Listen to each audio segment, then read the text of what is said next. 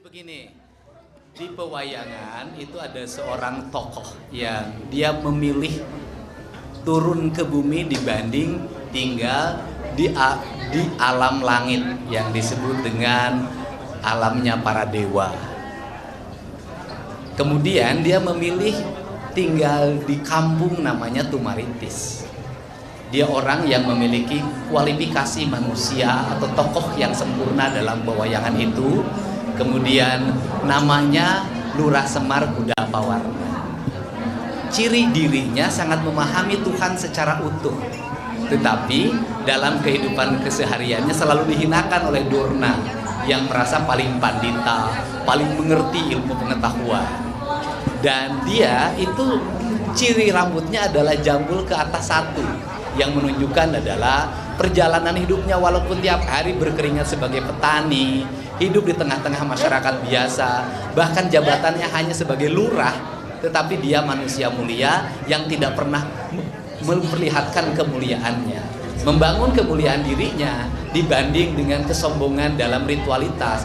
Dia memilih menjadi manusia yang berguna, menanam padi, memelihara ikan, memelihara domba, memelihara sapi, membangun desa sehingga desa itu menjadi desa yang memiliki kemakmuran, gemah ripah repeh rapi, ngahnang ngahning, bro di juru bro di pantung ngalayah di tengah imah, buncir leit loba duit, reaketan reaketon, di bibir aya si jabrik, di kolong aya si jago, naparango si jago. Itu.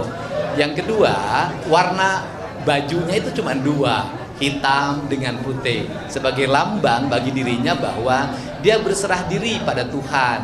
Tetapi dalam kehidupan kesehariannya dia tunduk pada hukumnya tanah, tunduk pada hukumnya air, tunduk pada hukumnya cahaya, dan tunduk pada hukumnya angin atau udara. Maka anaknya itu mukanya ada yang berwarna merah namanya cepot astrajinga, ada yang berwarna kuning namanya udawala, dan ada yang berwarna putih namanya nalagare. Itu prinsip-prinsip yang saya sampaikan ke depan publik melalui pendekatan filosofi pakaian yang saya pakai hari ini.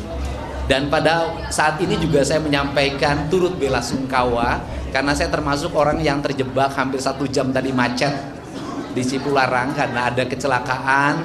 Semoga keluarganya dikuatkan, yang meninggalnya diterima seluruh amal ibadahnya dan diampuni dosanya, serta pembelajaran penting ke depan bahwa transportasi darat harus menjadi bahan perhatian bagi kita. Tidak boleh lagi truk dalam keadaan usia tua, kemudian standarisasinya sudah tidak terpenuhi, masih mengangkut muatan dengan jumlah yang sangat tinggi. Kir-kir yang dilaksanakan oleh pemerintah, Dinas Perhubungan harus kir yang betul-betul mencerminkan pemeriksaan secara otentik dari seluruh kelengkapan kendaraan, bukan hanya kir yang bersifat administratif. Ban-bannya harus diperhatikan karena pengalaman saya dalam setiap hari ketika masuk tol, pasti saya menemukan truk bus yang bannya pecah.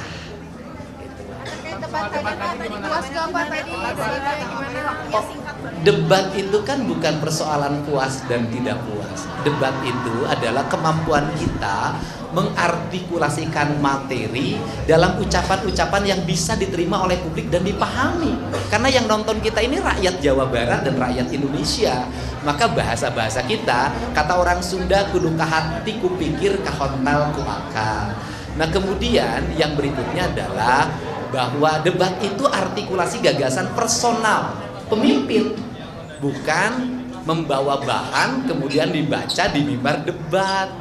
Kan di situ keterujian pemimpinnya tidak terlihat, karena pemimpin itu kan harus kaya akan gagasan. Ingat bahwa kita ini bukan pelaksana teknis dinas sebagai kepala bidang, kepala biro, kepala dinas, bukan sekda kita, bukan. Kita dipilih menjadi gubernur yang harus melahirkan gagasan-gagasan besar yang itu diterjemahkan secara teknis oleh perangkat pemerintah, oleh para kepala organisasi perangkat daerah. Nah ini kan problem kita ini, dan debat itu materinya saya lihat sangat teknis, dan itu sesungguhnya jawaban-jawaban itu jawaban-jawaban yang biasa dikerjakan oleh para pekerja teknis pemerintah. Karena tugas pemimpin itu adalah mengetahui seluruh persoalan secara utuh sehingga dia bisa mengaplikasikan dalam kebijakan-kebijakan teknis kepada masyarakat dan melalui perangkat pemerintah Provinsi Jawa Barat.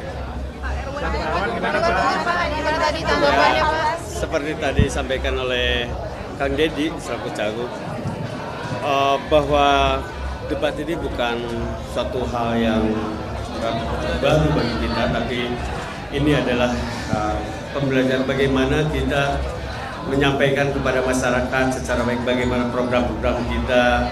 Dan Kang Deddy bukan akan melaksanakan ketika nanti jadi gubernur, ini sudah dilaksanakan. Begitupun saya pernah di pemerintahan.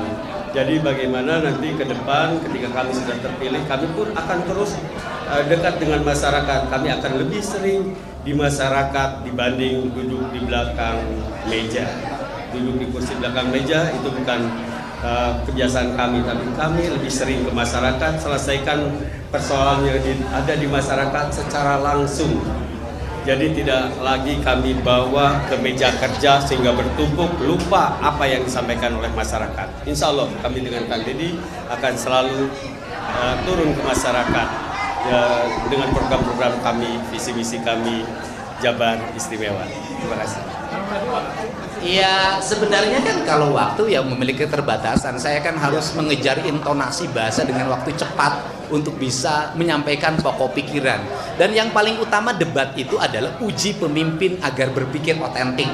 Kalau berpikir otentik itu berpikir yang keluar dari pikirannya, yang disampaikan kepada publik. Bahan bacaan yang ada di rumah itu adalah hanya bacaan-bacaan literasi yang tidak dibawa dalam ketika ujian. Karena kalau ujian kan tidak boleh buat catatan.